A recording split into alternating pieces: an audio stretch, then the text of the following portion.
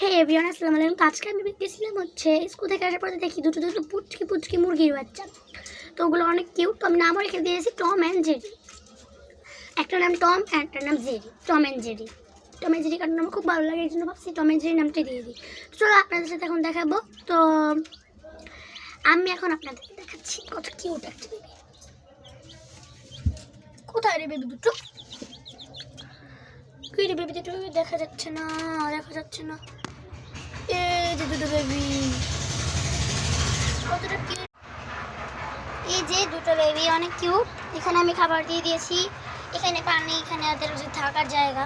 And এগুলোকে এভাবে সরিয়ে দিতে হবে, ওনাতে এদিক দিয়ে পড়ে যাবে। এটা দিয়ে আমি খাবার বাঁচবো, কারণ যেগুলো বল ওগুলো দিয়ে বাঁচা যাবে না এগুলো। আর এখানে আমার পাখিগুলোকে দেখাচ্ছি, দেখেন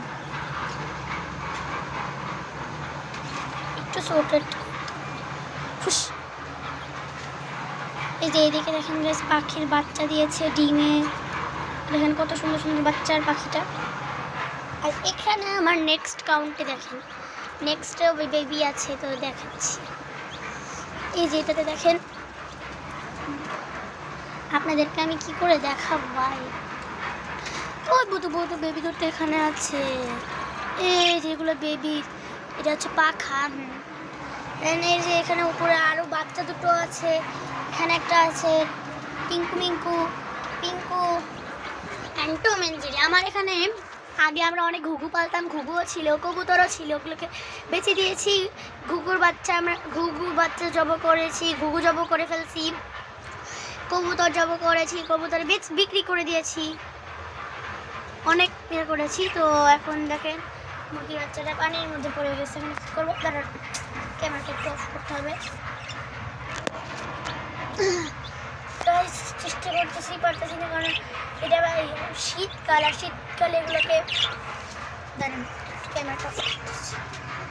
তো গাইস আমি ভাবছিলাম কি ওরা হচ্ছে ডুবে গেছে, আসলে না গাইস, ওরা গোসল করতেছিল।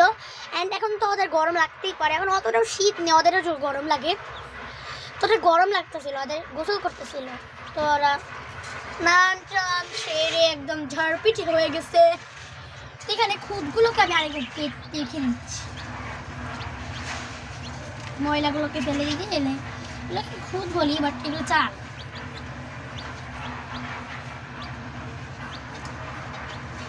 হ্যাঁ, আর পানির মধ্যে গোসল করতে এসেছে, যেটা গোসল করেছে এটা হচ্ছে জেরি, এটা টম। দাঁড়া, আমি চোখ দেখলে বুঝবো কোনটা টম আর কোনটা জেরি। ও না, যেটা গোসল করেছে না, এই যেটা, এই যে ওইটা যেটা পানি